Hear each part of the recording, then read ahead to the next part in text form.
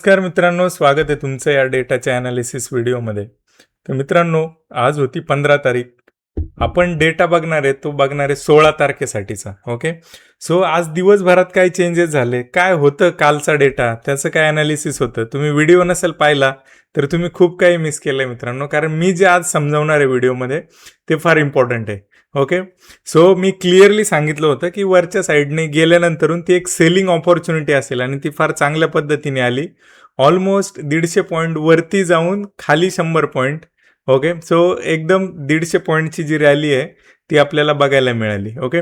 So ह्या 150 पॉईंटच्या रॅलीमध्ये तुम्हाला काही 2-3 गोष्टी समजून सांगायच्या, त्या समजून घेण्याचा प्रयत्न करा. ओके. काय होतं, ज्यावेळी मोठे प्लेयर आहे ना, त्यांचा मोटिव्ह आपल्याला या ठिकाणी दिसत असतो, तर तो क्लिअरली निगेटिव्ह होता. एवढं एक्सपायरी झाल्यानंतरून एवढ्या पोझिशन निगेटिव्ह घेऊन जायचा संबंध काय. ओके. सो आज काय झालंय ते समजून घेण्याचा प्रयत्न करा. आज मार्केट वरती ओपन झालं आणि दिवसभर साईडवेज राहून एक डॉट लेवल नंतरून खाली आलं. तर साधारण 12:40 मी त्या ठिकाणी अपडेट केलं होतं की आता लोक ॲग्रेसिव्ह होत आहेत सेलिंगसाठी. ओके. त्याच्यानंतरून 11:30ला हे केलं होतं की डेटा जो आहे तो निगेटिव्ह साईडला प्रेशर आहे आणि त्या ठिकाणी जी लोक आहेत त्यांचं गणित जे आहे ते डाऊन साईडलाच दिसतंय. ओके. सो हे क्लिअरली व्हिजिबल होतं. तुम्ही ग्रुपला नसाल अजूनही तर खाली लिंक आहे, ग्रुपला जॉईन व्हा मित्रांनो. ग्रुपवरती मी अपडेट देत असतो, त्या इम्पॉर्टंट अपडेट्स त्या ठिकाणी मिस नका करू. ठीक आहे. आज जे काम झाले ते बघा कशा पद्धतीने झाले. ते झालेले आहे निगेटिव्ह साईडला. ओके. एकदम साईडवेज सगळ्या स्ट्राईक प्राईजवरती काम झालेलं आहे. हे प्रॉप डेस्क अगेन थोडेसे स्मार्टर आहेत. ते बरेच दिवस झाले यांनी स्ट्रॅटेजी बदलली आहे. ॲग्रेसिव्ह होत नाहीत ते अजिबात. जे पण काही आहे ते इंट्राडे घ्यायचं आणि बाहेर पडायचं. ओव्हरनाईट रिस्क यांना अजिबात नको आहे. ट्रम्पची जी नाटक आहे ते हे अजिबात घ्यायला तयार नाही मित्रांनो.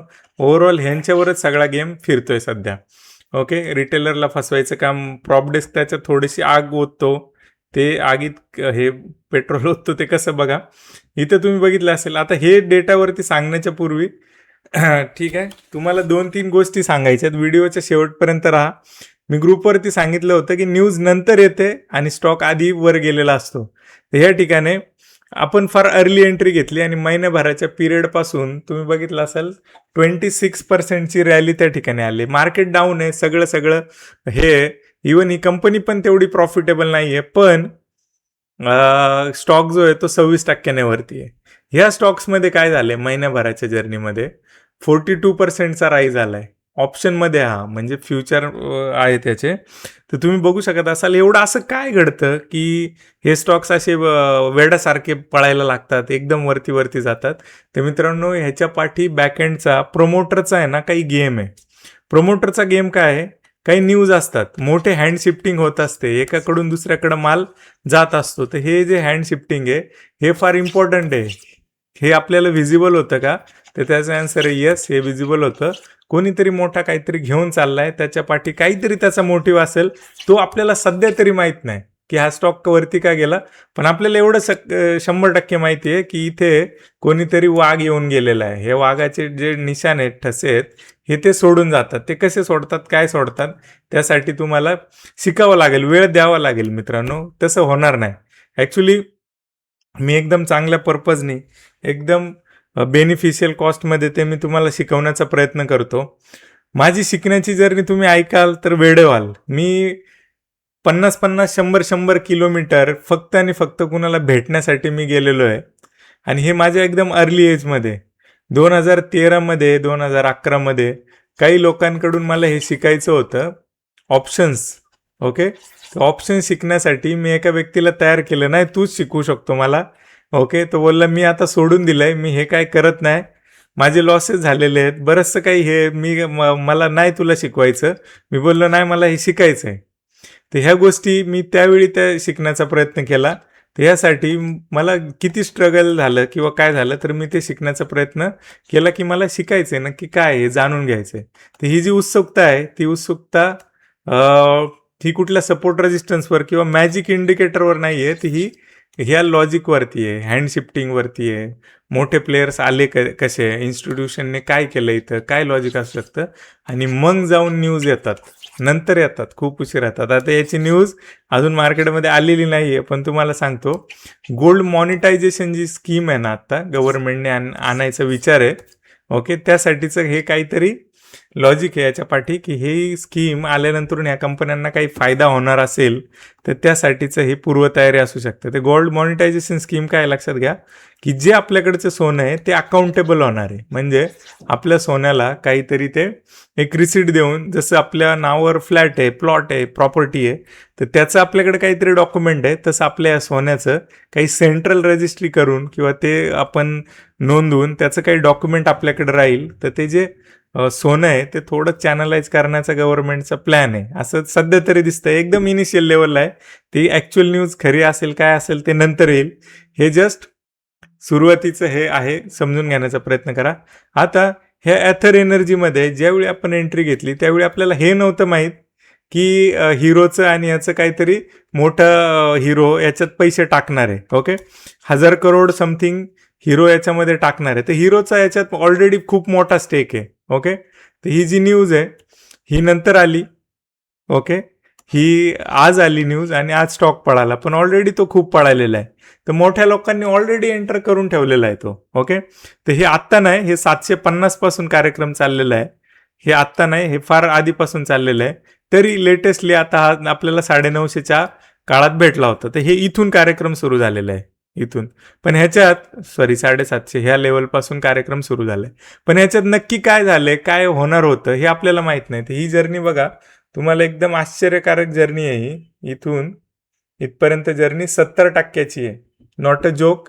असेच मोठे मोठे स्टॉक्स, असे काही गोष्टी घडत असतात ज्या बॅकएंडला आहेत. तर ते मी समजून सांगण्याचा प्रयत्न करतो. ओके, सो अजूनही ग्रुपला जॉईन नसाल, ॲप डाउनलोड केलं नसेल तर प्ले स्टोअरवरती जा, ॲपची लिंक आहे त्याच्यावर एनरोल करा, त्याच्यावर डिटेल चेक करा. अशा पद्धतीचं ॲप आहे. प्ले स्टोअरवर जाऊन वेल्थ विथ डेटा टाका. फ्री लर्निंगचे व्हिडिओज आहेत, 1.5 तासांचे व्हिडिओज आहेत, ते जाऊन चेकआउट करा. काही लॉजिक देण्याचा प्रयत्न केलाय.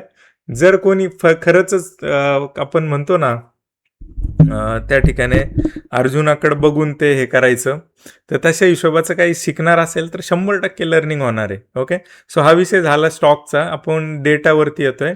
डेटावरती सुद्धा हे जे अपडेट्स आहे ते फार अर्ली दिले होते आणि ओव्हरऑल जी डायरेक्शन आहे ती निगेटिव्हच आहे. डेटा इमॅच्युअर असतो एक्सपायरी नंतरून 2 दिवस. ओके, साधारण काय होतं इमॅच्युअरचा अर्थ काय समजून घ्या. आता बघा, इथे बघा 9,34,000 पोझिशन्स आहेत आणि इथे 9,35,000 आहे. तुम्ही म्हणाल काय चेंजेस झाले याच्यात, वेगळं काय झालं? पण मित्रांनो, हे जे निगेटिव्ह साईड, आता जे वरतून मार्केट खाली आलंय ना असं, तर ह्या ज्या पोझिशन आहेत ना ह्या लेवलला कुठेतरी पचवल्या गेल्यात. आणि ह्या किती पचवल्या गेल्यात? 19 लाखापासून 24 लाखापर्यंत. खाली दिसतंय सेम.